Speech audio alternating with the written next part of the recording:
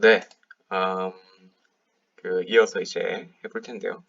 이전 영상에서 현미경에 대한 어떤 전반적인 개괄, 그리고 광학현미경에 대해서 살펴봤었는데요. 광학현미경의 경우에는 그냥 말 그대로 라이트 마이크로스코피에 대한 어떤 개괄적인 정의, 그리고 그 내부에 포함되어 있는 여러 differential interference microscope나 dark field microscope나 phase contrast 마이크로스코피 같은 그런 컨트라스트를 극대화시켜 줄 수 있는 광학적인 방법들에 대해서 살펴봤었습니다.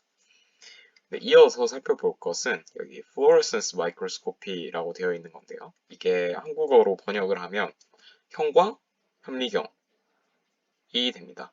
네, 이게 형광을 사용해서 뭔가를 보는 현미경이다라고 생각을 하시면 되는데, 앞서 슬라이드를 잠시만 돌아가 보면요. 이런 식으로 앞에서 여러 bright field, phase contrast 이런 것을 봤었는데, 얘들도 결국에는 이런 여러 방법들이 개발된 이유가 다양한 방법으로 어떻게든 컨트라스트를 높여서 우리가 관찰하고자 하는 대상을 잘 관찰하는 것이 목적이 되는 거죠. 근데 사실 이런 식의 어떤 뭔가 대비를 진짜 물리적으로 이렇게 그림자를 지게 한다거나 아니면 나머지 부분을 검게 한다거나 이렇게 한다고 해서 한계가 있죠. 왜냐하면 이건 결국 투톤 컬러잖아요, 다들. 그래서 조금 더 정밀하게 우리가 보고자 하는 대상을 컨트라스트를 극대화시켜서 볼 수 있는 현미경이 바로 이 형광현미경입니다. 자, 형광현미경에 대해서 말을 하려면 당연히 형광에 대해서 얘기를 해야 될 텐데요. 여기 형광이라는 것은 쉽게 말하자면 특정 파장의 빛을 받아들여서 익사이테이션 스테이트로 올라가고, 그 다음에 여기에서부터 일단 이런 프리한 디케이를 거쳐서 에미션이 되면서 다시 그라운드 스테이트로 또 떨어지게 되는데요. 이때 에너지 갭만큼이 빛으로 방출이 되는 거죠.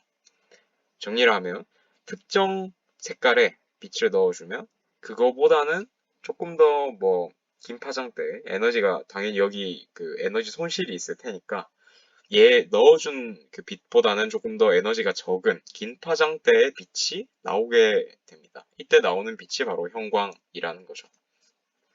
그리고 이런 형광을 낼 수 있는 물질들, 특정한 파장대 빛을 받아들여서 그보다는 조금 더 긴 파장대 빛을 내보낼 수 있는 물질들을 통틀어서 플로로포 혹은 이걸 형광체 이렇게 불러줍니다.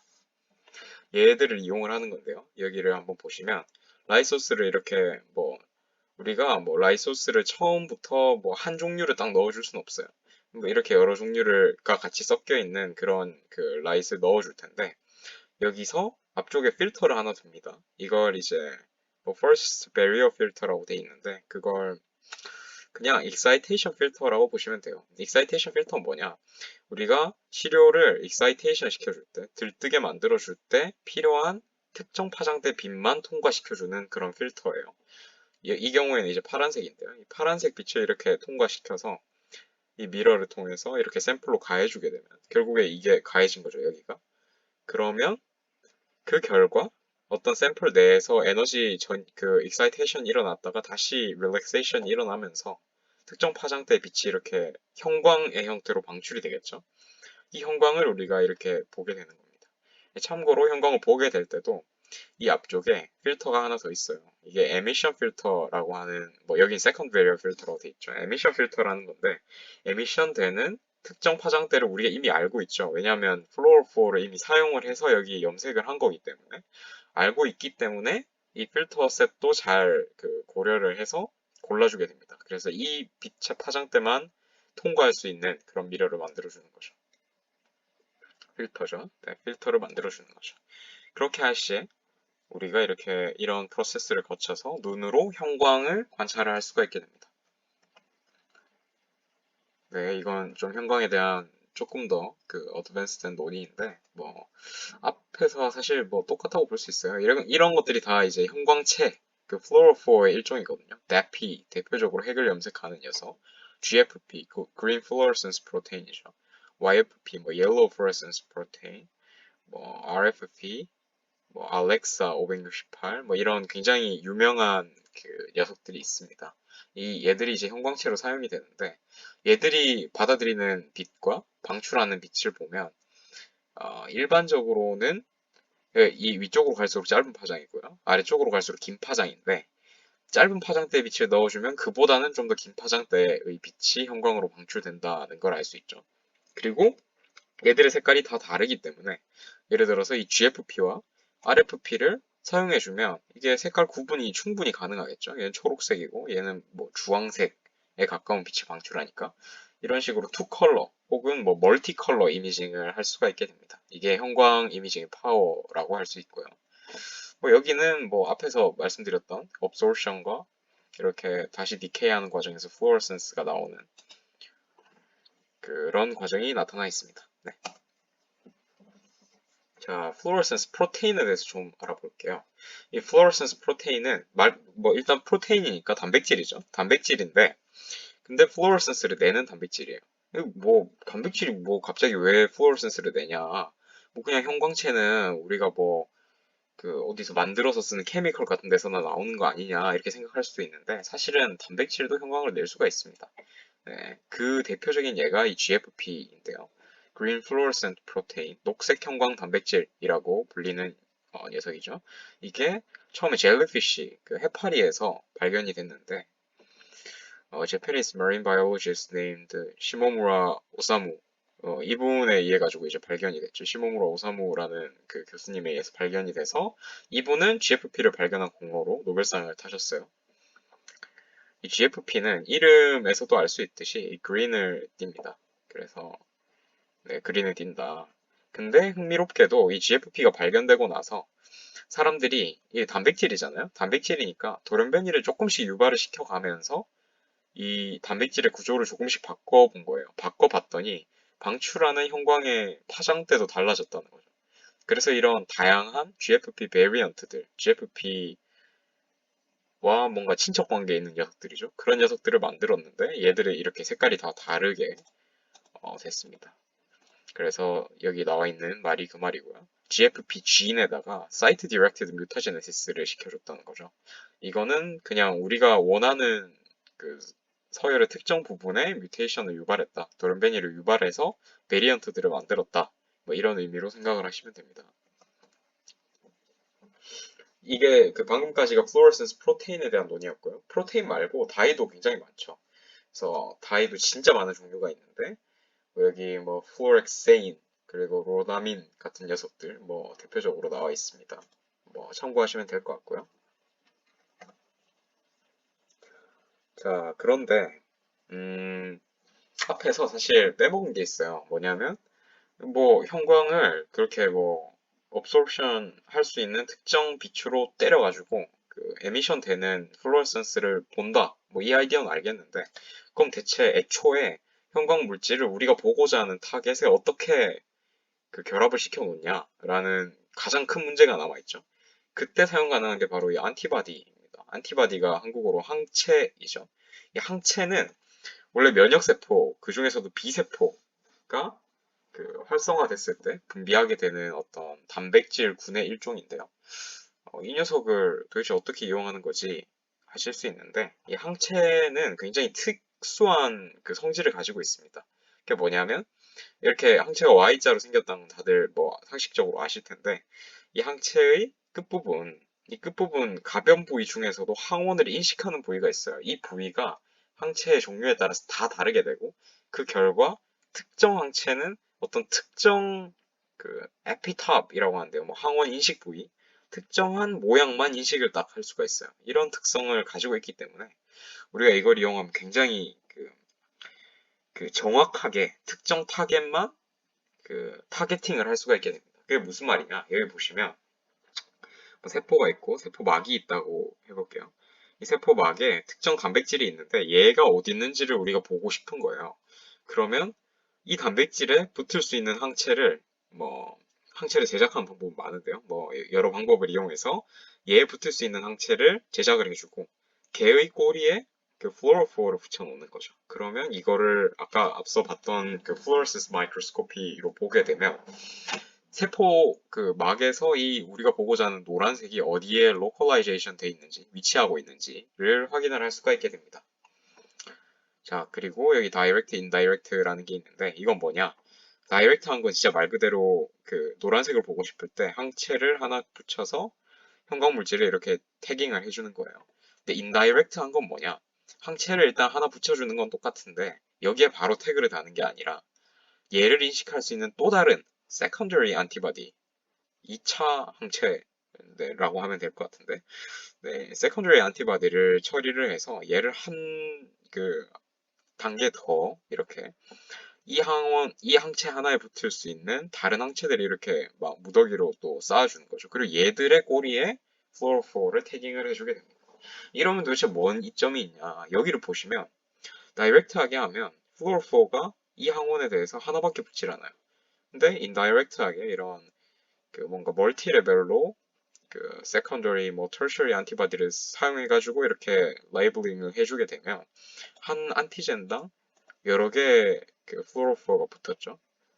즉, 이 레이블링의 강도가 높아졌기 때문에 우리가 디텍션을 하고자 할 때 더 밝은 빛으로 다가오겠죠.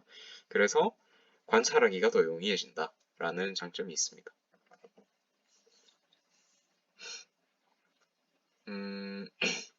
근데 뭐 이것도 뭐 비슷한 논이라서요. 넘어가도록 할게요. 뭐 여기에 나타나 있는 게 이 세컨드리 안티바디를 처리해서 이렇게 그 샘플의 특정 안티젠을 타겟팅을 하고 그 다음에 이미징을 해서 보면 이렇게 된다. 그런 거를 나타내서 보여주고 있습니다. 그렇게 해서 본 게 이건데요. 그 여기는 한 종류의 어떤 그 플로로폼만 사용한 게 아니라 지금 최소 세 종류가 보이죠. 세 종류를 한 번에 그 이용해가지고 이렇게 봤는데 그러면 이렇게 마이크로튜브, 초록색이 마이크로튜브이고 이 파란색이 크로모솜이고 빨간색이 센트로미어인데요. 이런 식으로 세포 내에 여러 가지 그 종류의 그 엘리멘트들이 어떻게 분포하고 있는지 그런 것들을 볼 수가 있게 됩니다. 자, 다음으로 그 이거는 좀 그 어떤 계보로 이해하시면 되냐면 fluorescence protein 그리고 fluorescence dye에 대해서 봤었는데 퀀텀 dot이라는 게 또 있습니다. 얘는 굉장히 또 특이하죠. 2에서 10 나노미터의 세미컨덕터인데요. 어, 그리고 굉장히 그 2에서 10 나노미터이다 보니까 얘를 나노파티클로 볼 수가 있어요. 이 녀석의 경우에는 웃긴 게 크기에 따라서만 색깔이 이제 변하게 되는데 크면 레드, 작으면 블루에 라이트 띄게 되고 얘들의 또 지속력이 그 일반적인 플로로포에 비해서 뭐 좋다고 해요. 그래서 레이블링을 해서 롱텀으로 관찰하고자 할 때 조금 더 유리한 점이 있다. 뭐 그런 특징이 있다고 합니다. 네, 이건 넘어가도록 할게요. 뭐 그냥 이런 그 뭐지? 퀀텀 닷의 아이디어를 이용해서 그 비슷한 식으로 그 형광 이미징을 할 수가 있다라는 거를 보여주고 있고요. 자, 그 다음에 이 그림은 사실 굉장히 보신 분도 많을 거예요. 아마도 보신 분도 많을 거고 안 보신 분들도 이 그림에는 좀 익숙해지실 필요가 있는데 이게 계속 나오기 때문에요. 이게 GFP의 구조예요. 단백질의 구조인데 보시면 뭐 굉장히 막 메타 시트가 이렇게 배럴 형태로 둘러싸고 있고 뭔가 코어에 뭐 중요한 게 있는 것 같죠? 사실 이 코어에 있는 녀석이 바로 색깔을 그 얘가 그린을 띄게 하는 그런 녀석에 해당하는데 이렇게 생겼고요.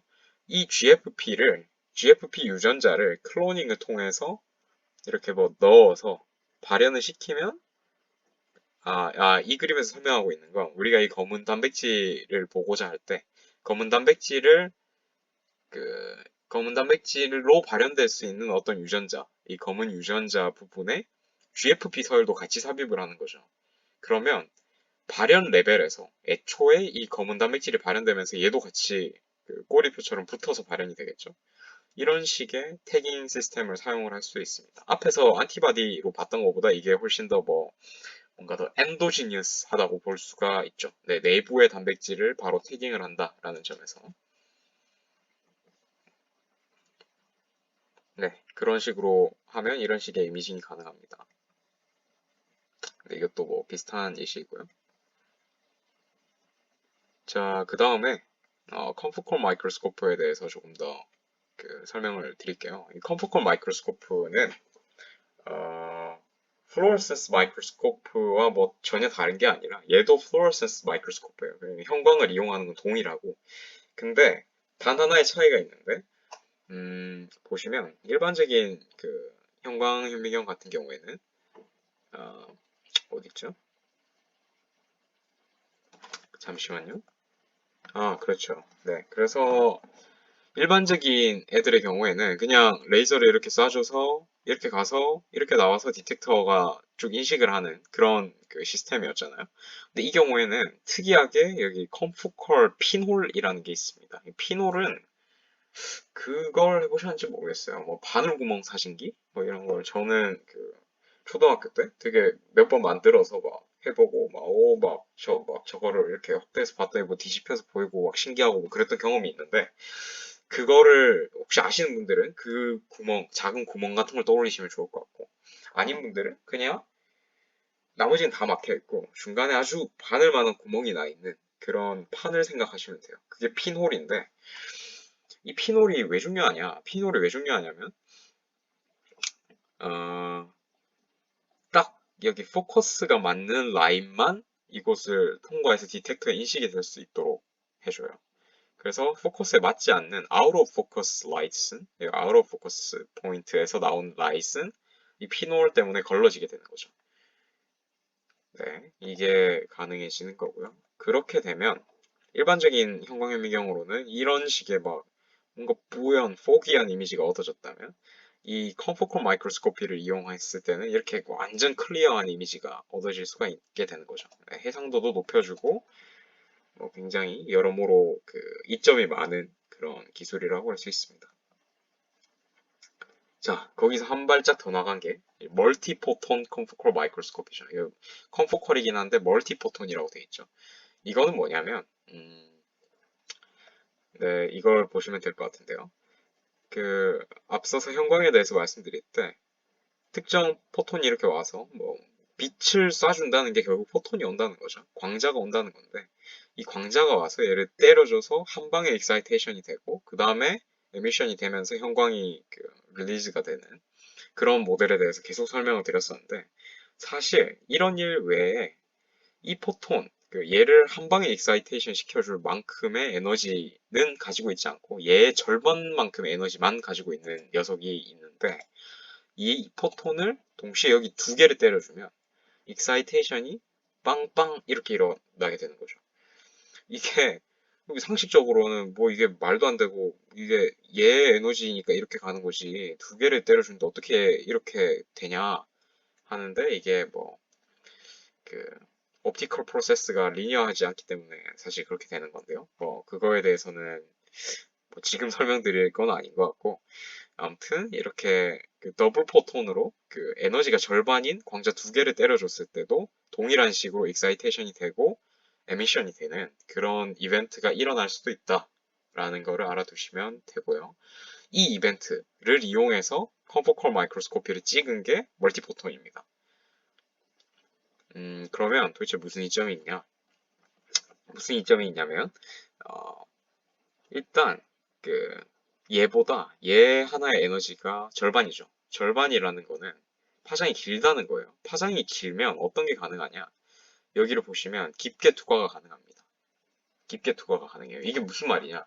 잘 생각을 해보시면 우리 뭐지? 자외선은 굉장히 위험하죠. 굉장히 에너지도 높고 근데 자외선을 많이 쬐면 피부 겉부분이 다 뭐 안 좋아지지 막 속까지 안 좋아지는 게 아니잖아요. 근데 적외선 같은 경우에 에너지는 굉장히 낮은데도 우리가 막 혈관 같은 거를 이렇게 본다거나 아니면 피부과로 혹시 가보신 분들은 아실 수도 있는데 적외선 치료를 하면서 막 내부까지 이렇게 뭔가를 치료하는 그런 모습을 보이잖아요. 결국 파장이 길면 길수록 에너지는 낮지만 침투도는 높아요. 그러니까 침투할 수 있는 뎁스가 더 높아지게 됩니다. 그래서 이 멀티포톤 컨포컬 마이크로스코피를 이용하면 싱글 포톤을 사용했을 때보다 훨씬 더 깊은 데까지 이미징이 가능해진다는 게 또 하나가 있고요. 두 번째 장점은 얘가 얘보다 에너지를 절반밖에 안 가지고 있기 때문에 아, 얘를 이용하면 시료에 손상이 적다는 그런 장점이 있어요. 얘를 이용하면 이게 너무 많이 하다 보면 시료가 말 그대로 뭐 좋게 말하면 브리칭이고 나쁘게 말하면 타버릴 수가 있는데요. 그런 거를 이 멀티포톤 컨포컬 마이크로스코피를 이용하면 조금 더 방지를 해줄 수 있다. 라는 장점이 있습니다. 네, 여기까지였고요. 이제 요 다음 파트는 조금 더 또 분리되는 그런 느낌이 있어서 네, 여기까지 끊고 네, 다음 영상에서 또 설명을 계속 드리도록 하겠습니다.